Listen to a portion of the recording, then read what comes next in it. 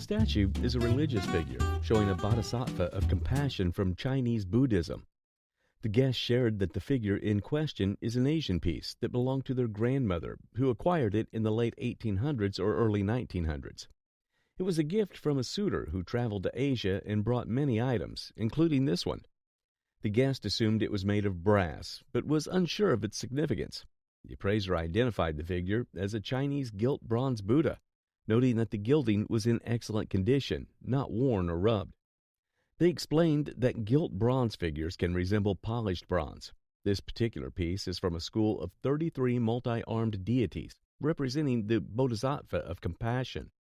The many arms, first seen in Indian Buddhism and later adopted by the Chinese, show the different ways the Buddha of compassion guides people towards enlightenment. The appraiser dated the piece to around 1650, noting its remarkable condition for a 17th century bronze. The appraiser observed missing parts, but still praised the figure's quality. They pointed out the strong features like the eyes and nose, the red color on the mouth, the detailed jeweled chest, and the lotus designs on the robe. They also saw some corrosive pigment and cleaning solution residue, and recommended having the figure cleaned and stabilized. While praising the figure, the appraiser said, "Speaking to value in a retail setting, this would be $40,000. Wow. Had no idea. Absolutely no idea. The guest, a potter themselves, spotted this piece of pottery in an antique shop and immediately recognized it as a work by Maha Grotell from her Cranbrook period. He paid $40 for it. It is confirmed that the pottery was indeed Maya Grotell, a significant potter who particularly inspired other female potters due to the limited opportunities for women in the art world at that time. Grotell wasn't initially offered a position at Cranbrook because they preferred a male candidate. On examining the markings on the pottery, MG stands for Maya Grotell and CA stands for Cranbrook. It is noted that not all Cranbrook pieces from Grotell have this mark, but the majority do. While impressed by the piece's beautiful glaze and classic Grotell form, it is noted that decorated pieces by Grotell would fetch a higher price. Despite being undecorated, this particular piece was estimated to be valued at. This would be at auction for somewhere between $3,000 and $4,000. It could do a bit more than that, but that's the price range. That's fantastic. Good return on your investment. Oh, yeah. The guest acquired a painting from her mother as a gift. Then I started liking daisies, and she gave it to me for my new house. The painting, titled Daisies, was crafted in 1940 by George Copeland Alt. He was loosely grouped with the Precessionist movement, known for urban and geometric imagery. There's Impressionism from the Surrealists, the Cubists, put them all together, added a bit of a dash of American folk art as well. Although influenced by Cubism and Surrealism, his most lasting work is a realist nature. Interestingly, this floral piece in watercolor and gouache is a departure from Alt's usual urban and rural landscapes. On the backboard, there's a dedication to Jenny from George and Louise, dated 1942, which might have been the guest mother's neighbor. Later on in his career, Alt struggled with alcoholism and failing eyesight, and eventually passed away. Despite his hardships, his widow worked hard to cement his reputation as an artist. However, this piece is an outstanding example of the artistry of a visionary painter, and it's worth, I think at auction, fair estimate would be $8,000 to $12,000. Okay. Guest unveils incredible photos of the Beatles, taken by her late husband in 1964. He was a lucky student with a press pass who snagged the chance to see them in Kansas City and took pictures with his camera. There are even pictures of them performing, not just the press conference. Appraiser explains how special these photos are, taken during their iconic first U.S. tour. They even made it onto The Ed Sullivan Show, a true cultural moment. 30 photos in this incredible album and press pass are a collector's dream. Estimated value at auction is a whopping. At auction, anywhere between $3,000 to $4,000. Really? Yeah. Wow. These maps from the Matanuska Colony Project, a post-Great Depression initiative, hold significant historical value. Created to revitalize the economy in Anchorage and the Matanuska Valley, The maps illustrate family parcels, including the guest farm, number 26. Acquired from Senator J. Curtuller's estate, these manuscript maps date back to 1929 and 1930. The project invited 200 families from the Midwest to colonize indigenous Danaina land, leading to lasting controversies. The Guest family farm, purchased in 1995, continues to operate today, preserving its legacy. Despite many settlers leaving, World War II military buildup eventually provided the necessary economy for the remaining farmers. This is actually probably the best farmland in Alaska is in this area. These maps are unique engineering plans, and in a retail setting, they would be valued at. I could see selling the maps for $5,000. Wow. Thank well, you that's so really much for interesting. bringing them in. Yeah, thank you. This lovely Art Deco cigarette case was bought for $65 at a house sale in 1995. It is silver on the outside with black, red, olive green color and folate motif. Due to its enamel work and mark inside the case, it was definitely made from France by Paul Brandt. These types of cigarette cases have dedications inside the case like this one, which bear the names Roger Williams and Louis Yancey, who were pilots. Engraved on it is July 27, 1929, which was the year both pilots broke their air record. Due to its enamel work and lacquer by Paul Brandt, this piece would sell at an auction around $2,000 to $4,000. But with the addition of the aeronautical background, at an auction, it would be valued at. I would expect at auction you could probably expect somewhere between $6,000 to $8,000 at auction. Me. I'm not kidding you. A rare bronze sculpture that won a gold medal in France in 1882 was brought in for appraisal. In front of this sculpture is written the artist's name, Victor Chemin, who was a French artist working in Paris. He was born in 1825 and started exhibiting this model in 1882 in salons. He specialized in sculpting domestic animals and less ferocious scenes and exhibited his works in salons for about 40 years before he died in 1901. This sculpture has a very green patina, which shows it has been placed outside for a long time. Though it is obvious it is too big to place in a living room, the fading on it would likely affect its price in the market. An auction estimate in the marketplace for this piece would be, I had to provide an auction estimate in today's market, I would say between $20,000 and $30,000. Thank you very much. Yeah. Trot into the world of equestrian elegance with this sterling silver horse. The guest inherited the shimmering horse figure from her grandmother, and the guest inscribed the title Fargo on the plinth when she was 11 years old. Although two of these horse figures were commissioned by the guest grandparents, only this one was presented. Trophy. Where do you think it's from? Any ideas? I thought England, only because my grandfather and my great-grandparents traveled extensively. Right. Originating from England, this item bears the English trademark on the rear leg and is dated 1928. This piece is likely a reproduction of the work of John Willis Good. John Willis was an English sculptor, well known for his animalar figure work. Sadly, from a gunshot wound to the head, it was very common that horses by John Willis Good were reproduced in sterling silver, which this one is. Furthermore, this horse figure was crafted from sterling silver, featuring a very naturalistic cast with superb detailing of the hair of the coat, hooves, and tail. The provenance of this item is remarkable, and in such pristine condition, at auction, it would be valued at. Oh, okay. At auction, I would estimate this probably to sell for around $6,000 to $8,000. Wow. This lucky guest found a mysterious tall vase at an antique show 30 years ago. He never knew what it was, but loved its unique design, possibly inspired by hieroglyphics. Appraiser reveals it's a rare vase by WMF, a German company working since 1853. WMF became a metalwork giant known for their Art Nouveau decorative objects. This unusual vase, however, has an Aztec revival style from the 1930s. Made of copper with silver overlay, it features beautiful etched designs. The clear WMF mark confirms its authenticity. Really interesting design and very unusual for WMF's work. Guest paid $750 for it back then, a big deal at the time. The appraiser estimates this beauty could fetch. That piece had an estimate of $3,000 to $5,000, and it sold for $5,000. Wow. amazes me. Now, all the people who made fun of me all these years, I can now have the last laugh.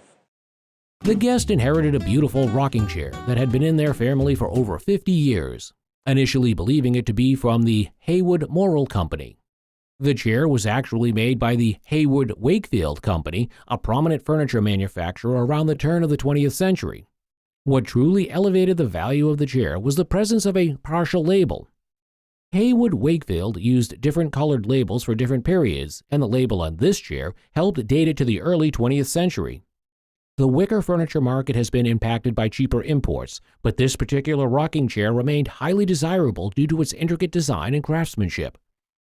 While a similar Windsor chair without the elaborate features might only be worth, it would be about a $100 chair, but because it has its label, the presence of the label and its overall quality pushed the estimated auction value of this Haywood Wakefield rocking chair to $800 to $1,200 for auction estimates. Wonderful. Good to know. The guest's father received a signed record by the Rolling Stones as a gift from his European vacation in 1963 or 1964. The guest's father, unaware of the band's future fame, encountered them at their hotel in Paris. The disheveled group of young men in ripped jeans stood out in the nice hotel, prompting the guest's father to inquire about them. He learned they were a rock band performing their first record on a European tour. The guest's father, a man of practical sensibilities, purchased the record for $5 and even dispensed some career advice, suggesting they get real jobs. Little did he know, the Rolling Stones were on the cusp of superstardom, and the signed record would become a valuable collector's item. The record features the signatures of Mick Jagger, Keith Richards, Brian Jones, and Bill Wyman, but not Charlie Watts. While a complete set with all 5 signatures would be ideal, the presence of the other 4, particularly Mick Jagger's, significantly increased the record's value. Given its early pressing and signed by all but one member of the band, the estimated value of the record is in the region of between $2,000 and $4,000. Really? Very desirable. The first thought that comes to mind after seeing this is that it's a special cabinet. After all, it was crafted by the Italians circa 1680. This beautiful cabinet is called a curio cabinet, and in the early days, curio cabinets were used for presenting collections of curios or figurines. It was particularly in demand among the wealthy as it served as a symbol of their wealth. Collection would have been in here in the mirrored niche. It could have been a wonderful silver chalice or anything of the like. Wow. It was also used to house precious metals, coins, and jewelry. Women in the day would be wearing pearls in their costumes and throughout their hair, as well as coral. And so it would have been kept in something like this. It's a 17th century sort of strong box, if you will. The cabinet is made from exotic wood that has been stained. And originally, the sky would have been blue. This wonderful little charming village would have been different colors of stains and hardwoods. This cabinet was a symbol of wealth, and so today it would auction at because of the condition issues and the alterations, this piece would auction for $3,000 to $5,000. Wow, all right, great. The guest inherited this vase from her mother, who disliked it. The guest, however, always admired the glass piece. A clue emerged from a list found after the guest's great-aunt's passing. This list, an insurance schedule from 1929, mentioned a Favril vase. While the guest's mother remained unimpressed, the guest decided to investigate further. The item is identified as a Loetz piece, a company from Bohemia known for its iridescent glass. Favril is a term specifically used for Tiffany pieces and not applicable to Loetz. The lack of a signature was common for Loetz pieces, and the estimated vase's creation date to be circa 1910 to 1915 based on decorative patterns, color, and shape. Despite the guest's mother's initial disapproval, the value of the vase is I would estimate this to sell between $2,000 and $3,000. Oh, that's great. Yeah. My mother won't like that, but that's great. Preserving cultural heritage is key when it comes to antique collection. This guest hails from the Catawba tribe of Native Americans. Kill, South Carolina. So what did you bring today? Some pottery from Sarah Ayers. She is a master potter. She purchased this pottery set made by Native American icon Sarah Ayers. Also hailing from the Catawba tribe, Sarah was well known for her contemporary Catawba pottery. She worked to save the art of Catawba pottery from becoming a lost art. Of the many examples of her works, these pieces stand out as some of the best. These pots bear remarkable designs and aren't glazed, but are made of burnished natural clay. They were coiled. They weren't turned on a wheel. These were built up of little coils of clay and then smoothed off. So a big pot like that took a long time to do. The colors on the pots are the natural hues of the burnished clay used to make them. The pots are signed and dated 1970 by the artist. Catawba pottery holds great significance to the Native Americans, and this set, in an auction, could cost about. Came up at auction today. I would expect that pot to sell for probably $2,500 to $3,500. What? Guest and her husband own a historic Virginia plantation called Green Springs, built in 1772. The property belonged to Colonel Richard Morris, a Revolutionary War figure. He was friends with Patrick Henry and possibly Jefferson, adding to the historical significance. Now, the map says, map of the estate of William Morris deceased. And who is this William Morris? So William would be one of the grandsons of Colonel Morris. Guest found a fascinating map of the estate from 1865, right after the Civil War. Map details property lines, crucial due to post-war confusion and land claims. Assume that is where your house I guess so. is. And there was a barn over here. It's still there. And tobacco barns along here. It also reveals slave quarters, a reminder of a complex past. Interestingly, Colonel Morris actually freed his enslaved family and helped them on the Underground Railroad. Beyond the house and barn, the map details other tracts like the Labby and Lime properties. This unique map is a historical snapshot, priceless for its story and connection to the house. While a bit damaged, its historical value outweighs the condition, estimated at that you would probably see this go for about $3,000 to $3,500. Okay. The majority of the time, photos are used to remind people of great memories. But these photo postcards represent a tragic moment in Mississippi history. I was told that when it broke, it didn't just immediately flood everything because it was such a flat area of land and that it took. The Mississippi flood was one of the worst floods ever seen in the valley, and these photos present a story of the tragic events that happened on the very day. So these are real photo postcards. These are divided back, and we can see on the back where these were intended to be for correspondence and to be mailed. Yes. Although the photographs were taken by an amateur photographer, the images are valuable because many of them have never been seen before. The photographs don't only show the floods, which is the part most people remember, but they also show the rescue operations that took place afterwards. And so there's actually only one image here that I saw of it anywhere. Oh, really? Pretty. So that's what's fascinating. That's why real photo postcards are so highly collected, and that's why they're so important to historians too. These photographs are a great representation of Mississippi history, and they would auction at. Value in total for the archive is for between $2,000 to $3,000 at auction. Oh my goodness. Well, thank you. Starting in 1994, this guest has been a part of an extraordinary journey with the UConn women's basketball program. She holds 11 national championship rings from this legendary team, guided by the remarkable coach, Gino Arima. Arima is an Italian-born American college basketball coach and, since 1985, the head coach of the University of Connecticut Huskies women basketball team. The guest's behind-the-scenes role ensures the team and coach function seamlessly, contributing to their success. The UConn team boasts some of the greatest players in basketball history. From the 1995 championship to the unprecedented 4 consecutive titles ending in 2016, these rings mark an era of dominance. That's unprecedented. No other college athlete in the sport of basketball has won 4, and that was Breanna Stewart, Morgan Tuck, and Mariah Jefferson. Few possess all 11 rings, highlighting the guest's unique position alongside Coach Arima. This collection symbolizes not just victories, but a pivotal influence on women's basketball. I think it could be more valuable in the future as time goes by and people realize what an incredible thing this actually represents. Although each championship ring is valued differently, the complete set that cements the legacy of this unparalleled dynasty should be insured at. I'd insure it for $100,000. No question about it. Okay. Looks like a German storybook, but it's more than that. This item is called a German Celestial and Terrestrial Atlas. Atlases were books used to show maps, and this one was written in German. The Atlas map, or Old Map, of Germany was made by Johann Baptist Hoffmann. At the time of its creation, many atlases created were terrestrial, but this one is unusually distinct in that it is a German celestial atlas. One very unusual feature of it is the ink that's used on these stars. Every single star is illuminated in gold.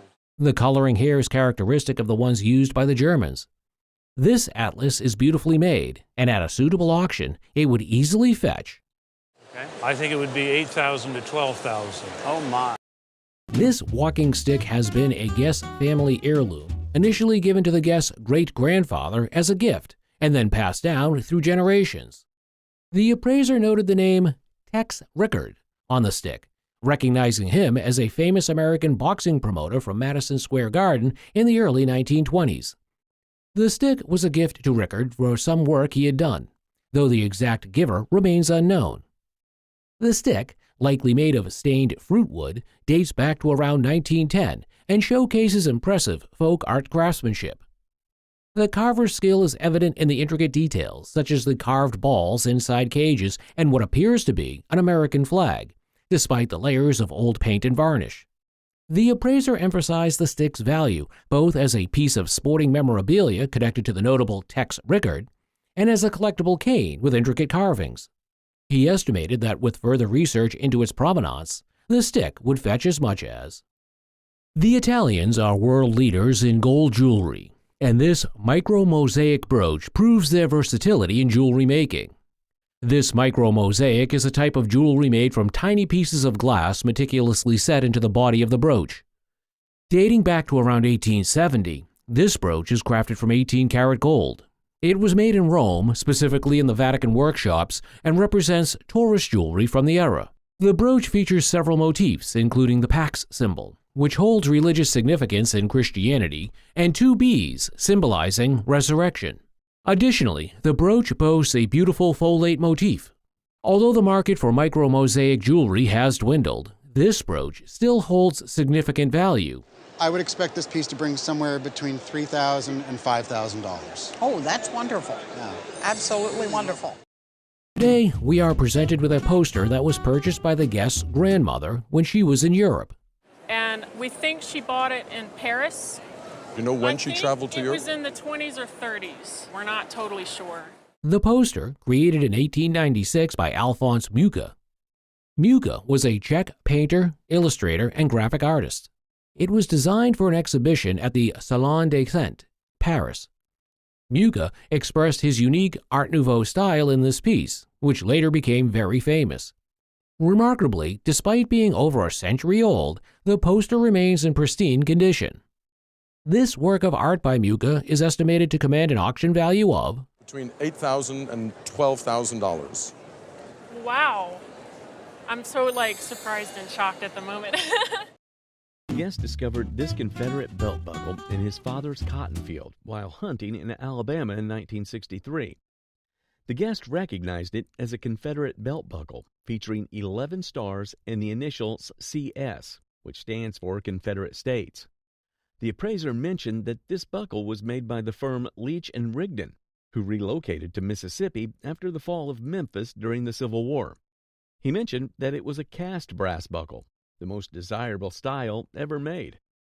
The guest mentioned that 2 of the points had been cut off by a plow, so he tailored it a little and used it for 20 years.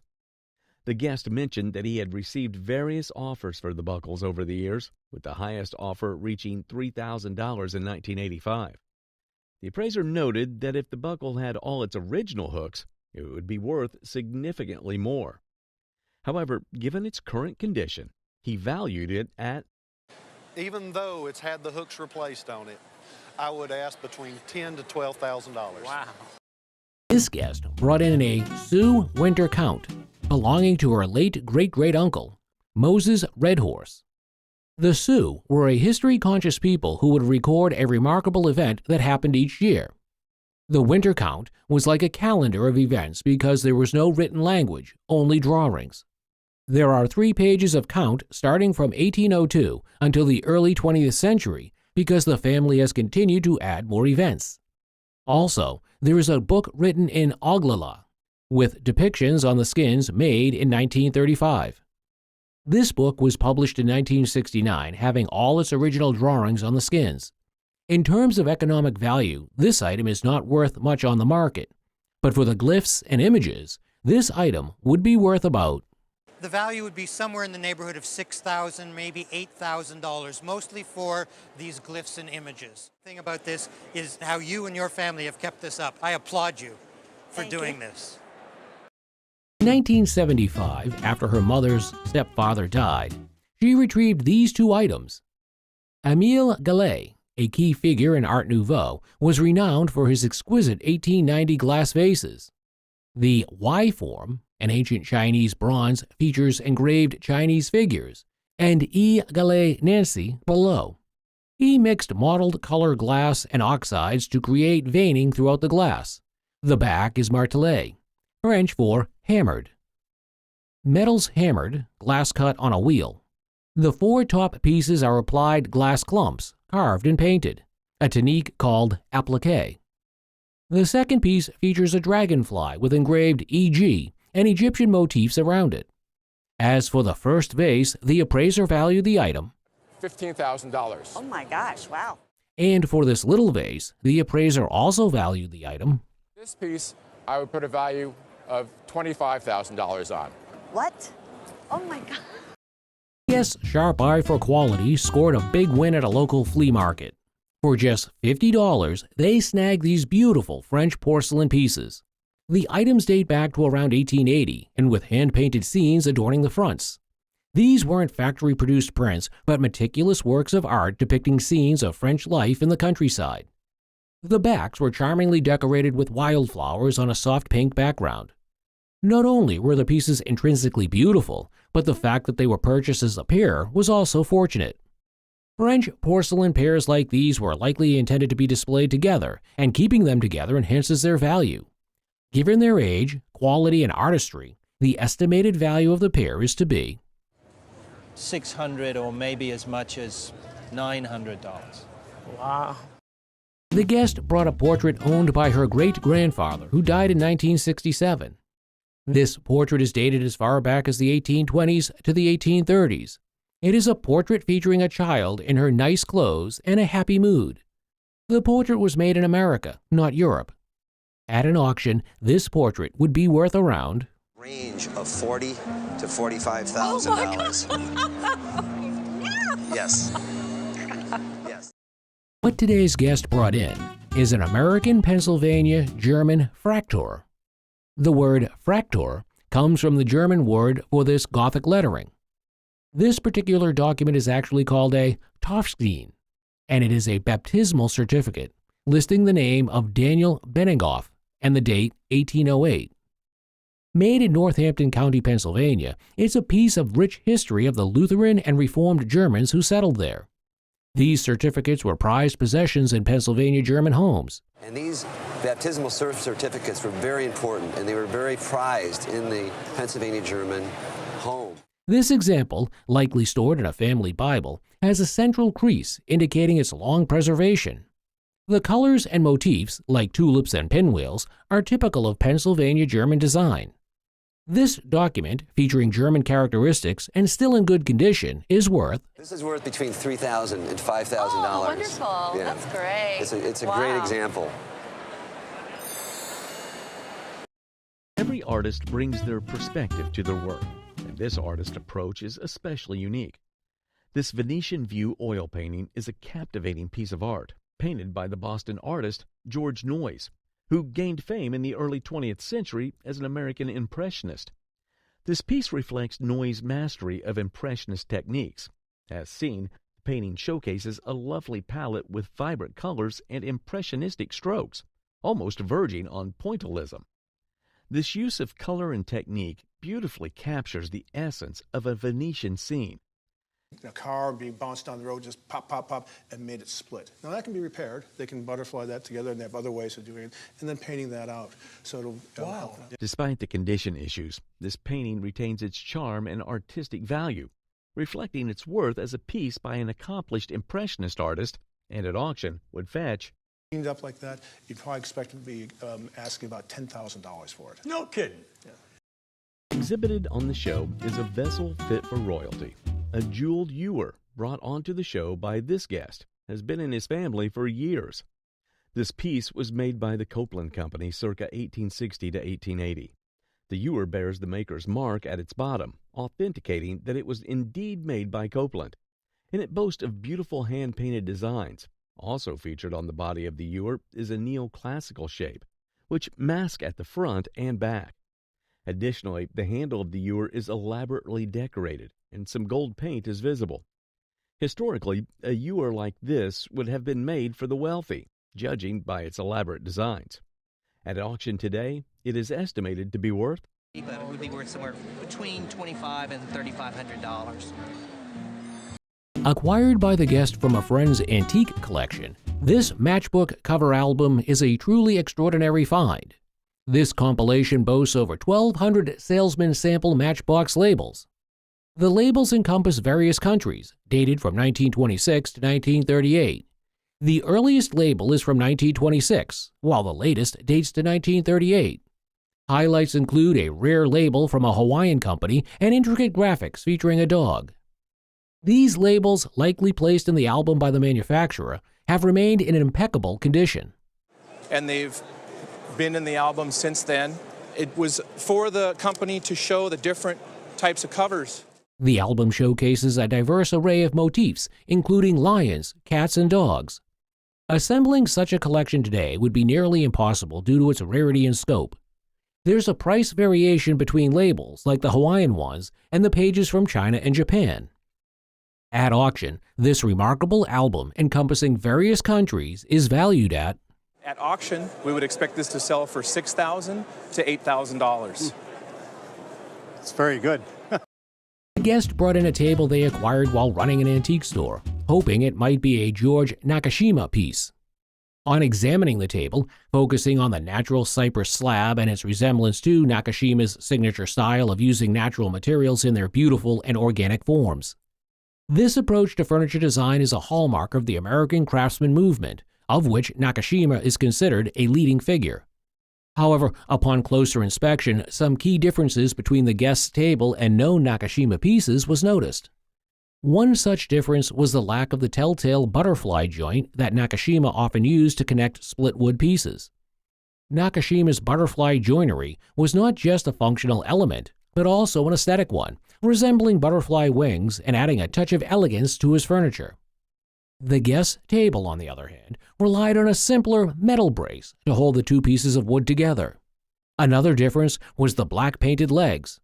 Nakashima was known for his preference for natural wood tones and a more canted leg design that offered a sense of lightness and balance to his furniture. The straight black painted legs on the guest table felt stiffer and less inspired by the natural world. The guest paid $400 for the table, and the estimated auction value is probably would bring about $1,000 at auction. In a much recent auction, however, this beautiful table is now worth $650. More than just a flower stand, this jardiniere is of great quality. It is a testament to the French Renaissance revival style, and it features intricate and detailed hand-painted designs.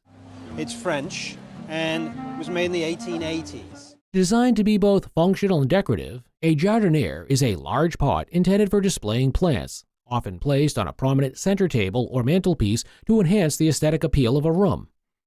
This particular piece is monogrammed with EG, indicating its creator, Emile Gallé, a renowned potter and later famous glassmaker.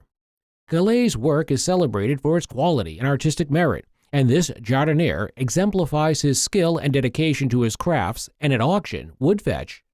I think your $45 purchase in a good antique shop today, this is going to be at least $1,500 or $2,000. Really? This 1920 Belle-Île China painted vase is a beautiful and unique piece, distinguished by its origins and intricate decoration. This vase started as a china blank from the Lenox Company, a renowned American ceramics manufacturer. The vase's decoration is particularly noteworthy for its enameled finish. The artist used a challenging technique, applying dabs of color and then firing the vase to achieve a vibrant and durable design. Its combination of high-quality porcelain from the Lenox Company makes it valued at value about $400 to $600. Wow. The presentation lap desk, circa 1795, represents portable writing convenience in the late 18th century. The guest got lucky at a sale of Mount Vernon items.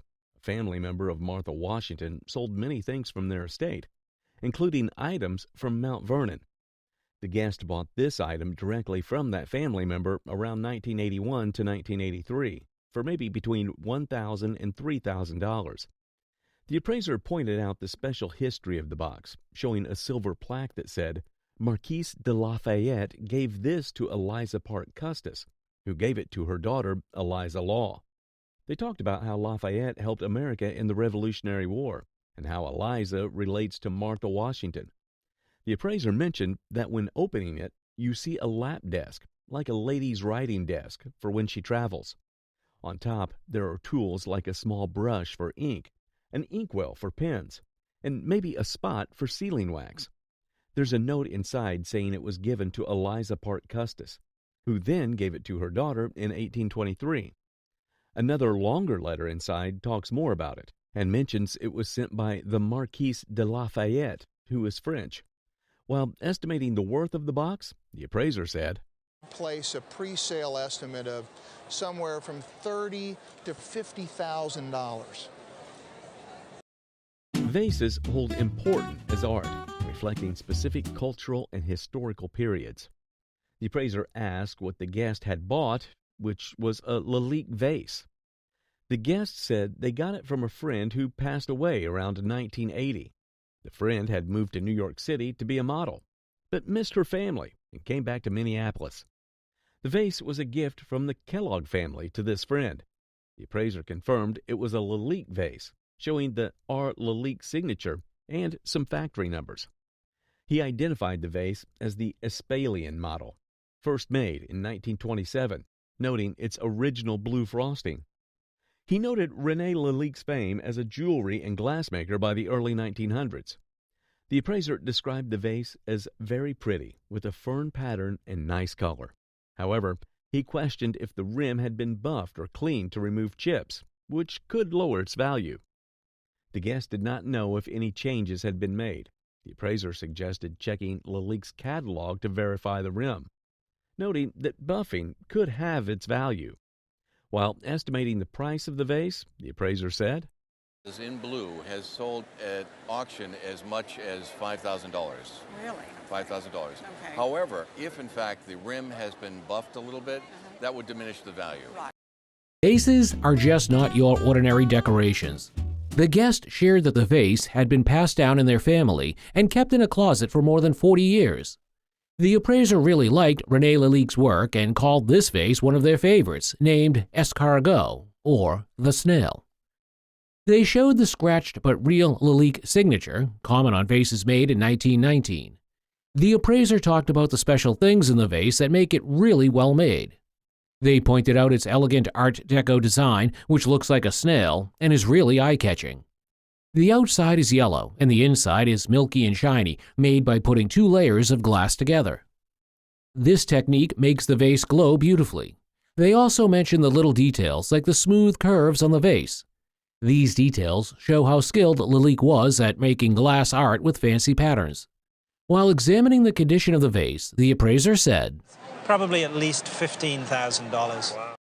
Received by a no-nonsense 4-foot 6-inch tall lady, Mary Vick of Vicksburg's from U.S. Grant, this letter tells a story of determination in the midst of chaos. The letter is dated June 4, 1863, because 1 month to the day Vicksburg had fallen to the Union forces. The people of Vicksburg were so traumatized due to the battle and siege that they refused to celebrate 4th of July for 82 years. It was this letter that saved them, and it took World War II to make them celebrate it again. At the back of the letter is the signature of the war general and President U.S. Grant. This gesture gave U.S. Grant, made him a renowned leader as Lincoln hoped. Grant's letters are valued at a few thousand, but this one is special and should be insured for. I would insure this letter for $10,000. That's a lot of money. That's a fact. The guest inherited a quilt from her mother and believes it might be a centennial quilt from the 1870s. It is a Baltimore album quilt, but unlike most Baltimore album quilts made by professional quilters, this one seemed to be a collective effort by people with varying quilting skills. This is evident in the differences in block complexity and the use of fabrics with slightly different colors and textures. While the guest thought it might be a centennial quilt due to its central motif, it is pointed out that the color scheme of red, green, and white squares suggests a creation date between 1850 and 1860. The lack of a date inscribed on the quilt further weakens the centennial theory. There are also signs of washing, which reduces the value a bit. While the quilt market peaked in the 1980s, the guest quilt, despite some wear and tear, was still estimated to be worth would be somewhere between $8,000 and $10,000. Wow. In the height of the market, it would have probably been 12 to 15. This is not your everyday tell-time clock that you would see hanging in your living room. This is a distinct type of clock called a Baird advertising clock, and this particular one was one of the very first of its kind. It was crafted in 1895 by a man called Edward Baird. He first started with the Seth Thomas Clock Company in 1879, but he moved up to Montreal in 1887. These clocks used a unique way to advertise products and create awareness. The clock here is used to advertise Burnett extracts, which was known for making America's first vanilla extract. The clock is a beautiful piece of vintage marketing, and for this reason would auction at that would retail for $2,500 to $3,000 for a clock like this. This large hexagonal jar is always the center of attention. It was purchased by a guest at a private sale. Observing the surface of the jar, we can't help but notice the distinctive blue color, which is darker than usual, proving that this piece is a Japanese ware called amari. The jar was made in Arita, Japan, circa 1680 to 1720. Upon further inspection of the body glaze, we can notice crackles, which formed as a result of tension between the body of the vase and the glaze. Although jars like these were made in Japan, they were mainly exported for the Western market. If you look closely to the glaze in certain places, you'll notice that there's a crackle to the glaze.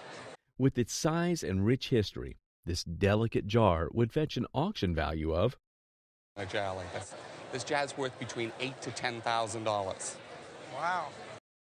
If you've ever thought of getting books for your kids, then maybe you should consider these unusual books. I haven't seen a collection like this, bound like this, and I mean, they're wonderful. It's quite rare to see children's books of this size. They're beautifully arranged in what appears to be a cupboard, and despite being miniature in size, they are quite beautiful. The books were likely created in 1882, and they were targeted at people who had children. At an auction, these books would retail at a price of Probably sell in the $4,000 to $5,000 range.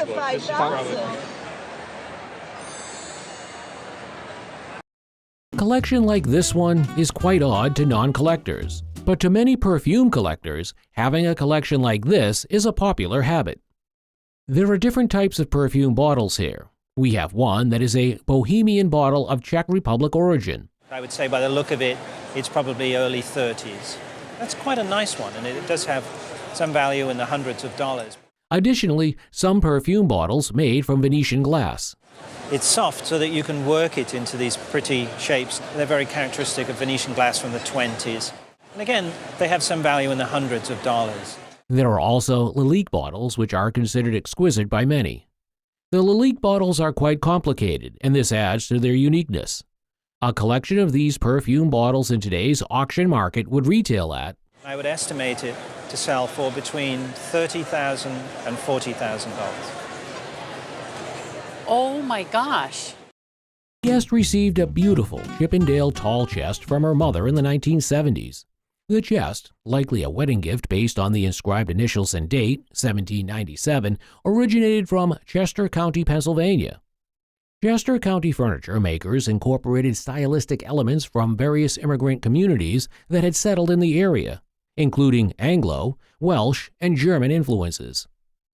The chest featured several distinctive details: an OG molding at the top, original Chippendale brasses, graduated drawers with thumb-molded edges, and classic Chester County feet. One particularly interesting feature was a hidden drawer.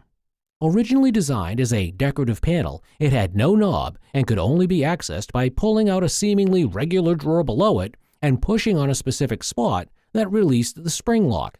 The use of various woods like walnut, holly, and possibly ebony further enhanced the value of the piece.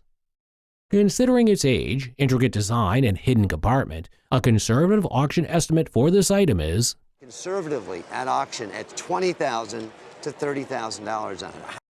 This is a dower chest with some artistically pleasing paintings. The guest has brilliant eyes for paintings, so he acquired this piece in the 1970s. The Pennsylvania dower chests were typically made by Germans settling in Pennsylvania in the late 18th century.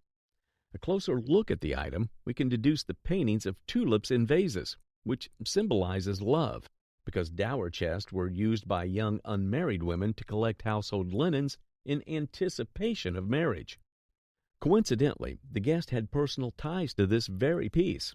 It was made in the same county as the guest's mother and grandmother had lived.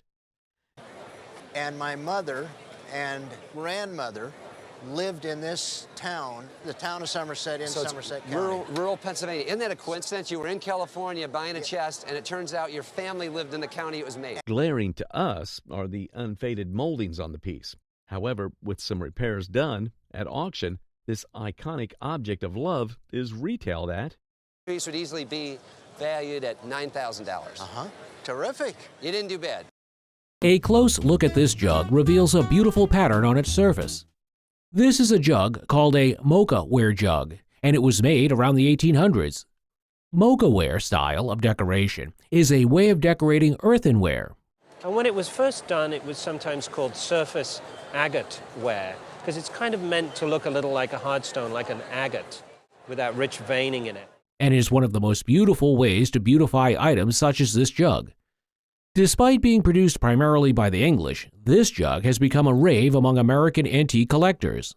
The jug is made from a type of earthenware which has a distinct pattern. It's made of a material called creamware. You can see the natural color, even though it's stained, it's cream-colored earthenware. The jug's beauty is ravishing, and at an auction, it would retail at... It's going to bring, we think, at least $4,000. Oh, $4,000? Oh my goodness. The guest scored an amazing deal at a garage sale, picking up a beautiful pot for a mere $5. It is a blackware pottery piece by Margaret Tafoya, a famous Native American potter from Santa Clara Pueblo in New Mexico. Santa Clara Pueblo pottery is known for its distinctive blackware style, and this particular pot featured a bear claw symbol. This symbol served as Margaret Tafoya's signature and represented good luck. Bears were chosen for this symbolism because of their known ability to find water, making them fitting mascots for water storage jars like this one. Large, intact pots like this were especially valuable, and despite a small chip on the rim, the pot remained in great condition. Blackware pottery is made by reducing the oxygen in the firing process, which causes the clay to carbonize and turn black. After firing, the pot is then polished with pebbles until it achieves its distinctive glossy finish. This black, glossy sheen is a prized feature of Santa Clara blackware pottery, and Margaret Tafoya's pots are particularly admired for their exceptional beauty and craftsmanship.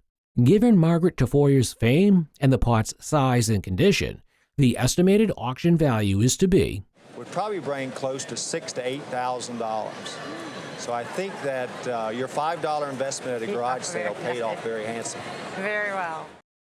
These paintings belong to the guest's great-aunt and great-uncle, who were pioneer founders in Flagstaff, northern Arizona.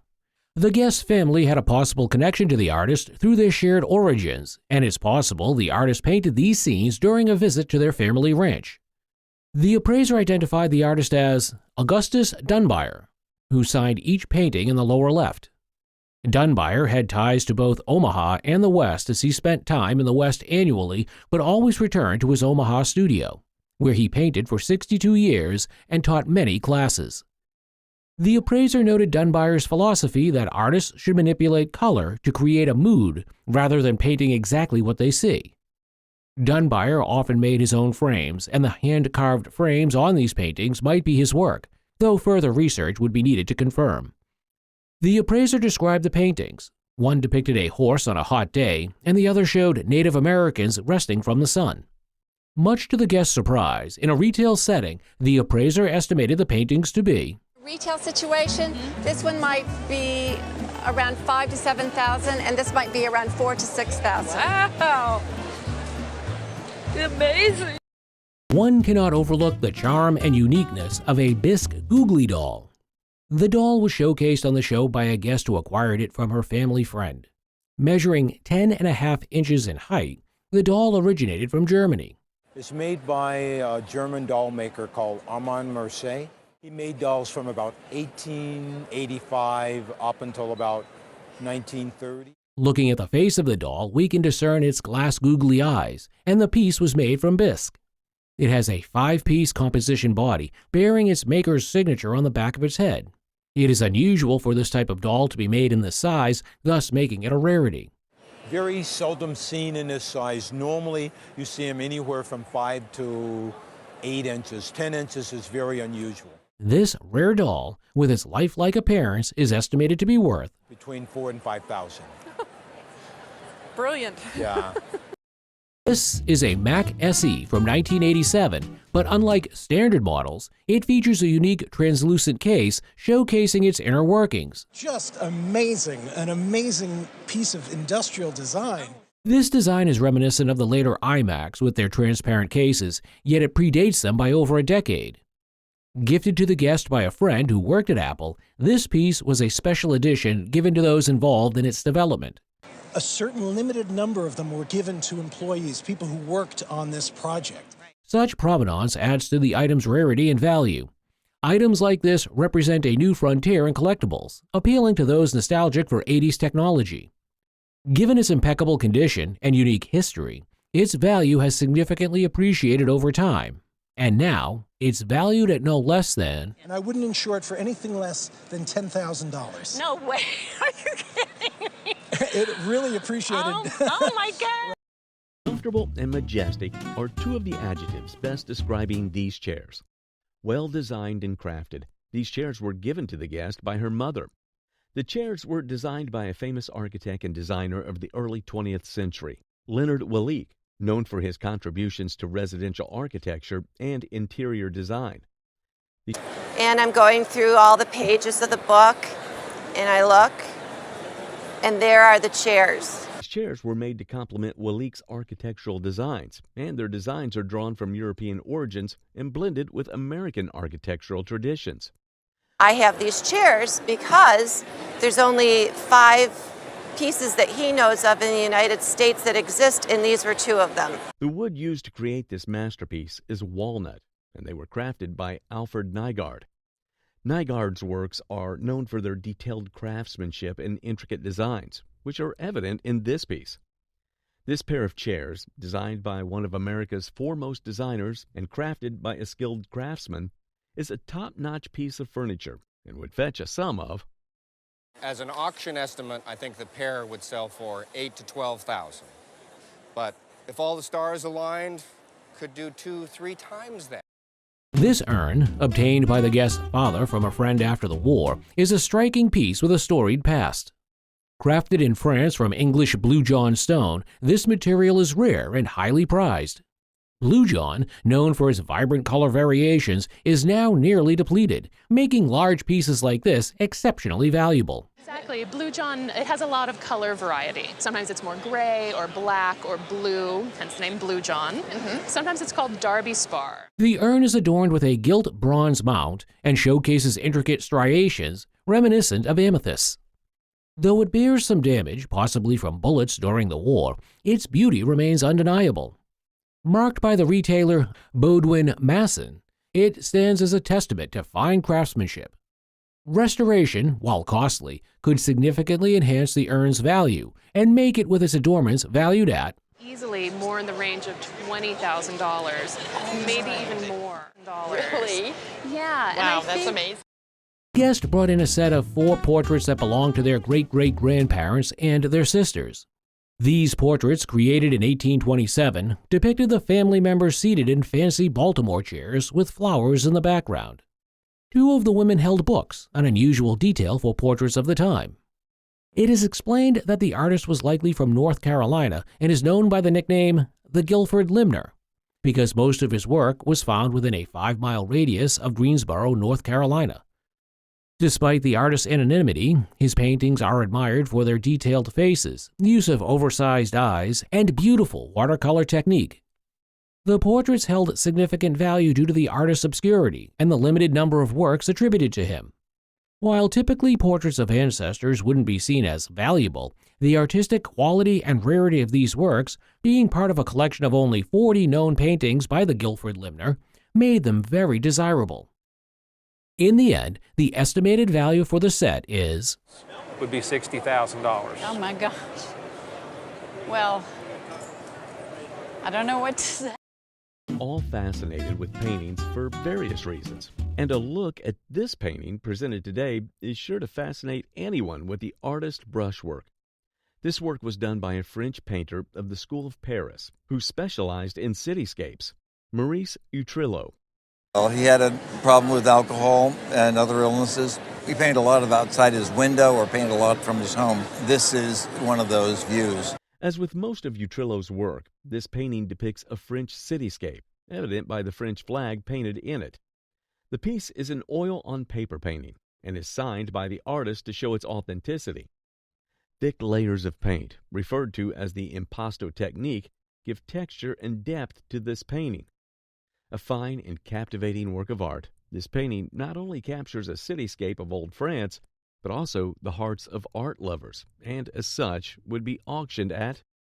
I think that this would bring at auction somewhere in the neighborhood of $80,000 to $120,000.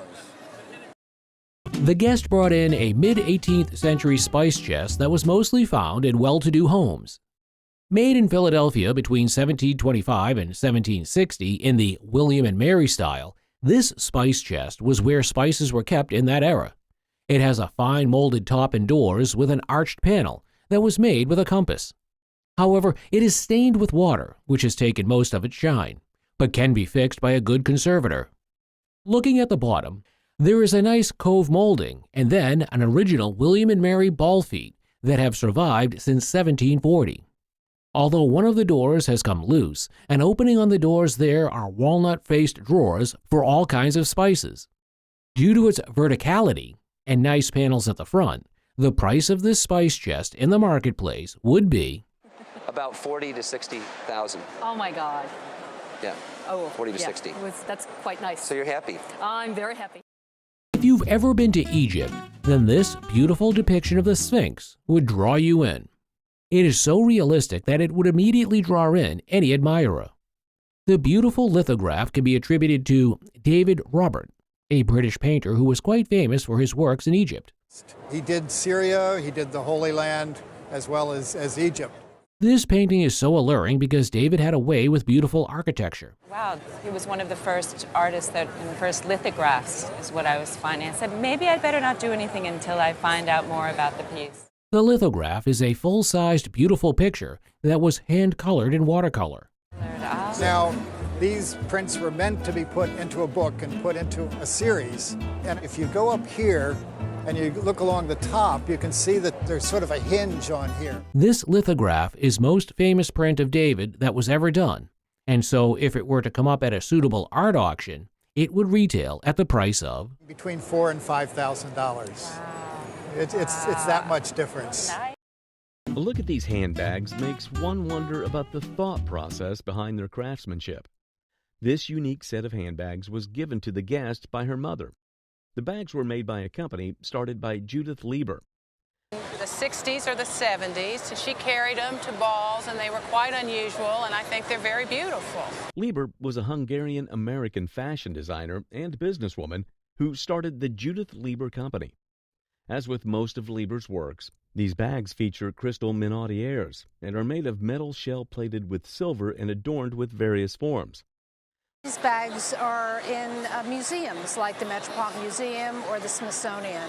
She always had a very great sense of humor. One of these bags is adorned with a sitting lion form that showcases Leiber's out-of-the-box thinking.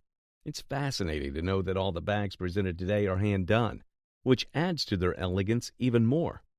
These bags are unique, elegant, and exude class befitting their creator, and as such, individually, would be worth the shell bag.